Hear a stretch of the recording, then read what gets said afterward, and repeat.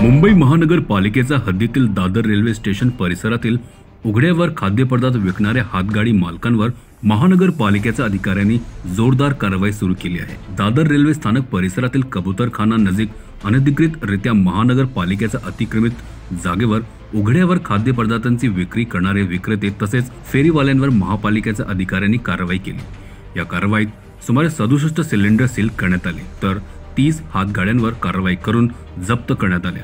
तर या कारवाई दरम्यान महापालिकेच्या अधिकाऱ्यांवर येथील गुंड प्रवृत्तीचा काही फेरीवाल्यांनी वाद घालत दडपण आणण्याचा प्रयत्नही केल्याची धक्कादायक बाब समोर आली आहे। माननीय आयुक्तांच्या आदेशानुसार झोन 1 मधील अधिकाऱ्यांनी झोन 2 मध्ये कारवाई करायची तशा पद्धतीचे आदेश आम्हाला देण्यात आले होते।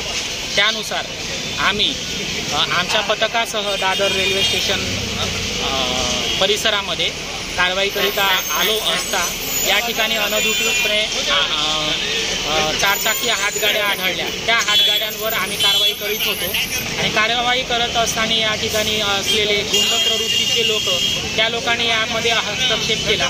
त्वरित मी पोलिसांना कॉल करून पाचारण केल्यानंतर या ठिकाणी पोलिसांची मदत मला मिळालेली आहे। तुम्ही बघू शकता या ठिकाणी मी कारवाई केली आहे। या ठिकाणी अनधिकृतपणे असलेल्या हातगाड्या मी सीज केल्या आहेत, त्या माझ्या ताब्यात घेतलेल्या आहेत आणि यापुढेही आम्ही ही कारवाई 2 दिवस सतत ठेवणार आहोत। यांना पुढील आदेश ज्या प्रकारे अनधिकृत प्रतिरित्या जे रस्त्यावर पथरे लावतात त्यांना कशा प्रकारचा दंड आकारला जातो आणि काय यांच्यावर कारवाई होईल? रस्त्यावर अनधिकृतपणे अन्नपदार्थ शिजवणारे तसेच हातगाड्यांवर स्पेशल आमच्याकडे आदेश आलेत, त्यानुसारच आम्ही कारवाई करण्यासाठी आलो आणि या झोन 1 मध्ये आम्ही एकूण 67 सिलेंडर सीज केलेत।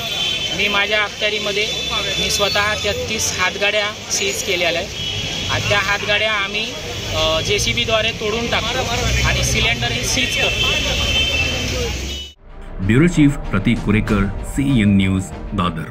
CEN न्यूज देश प्रदेश की ताजा तरीन खबरों के लिए CEN न्यूज को सब्सक्राइब करें और रहें पल पल की खबर से हर पल बाखबर।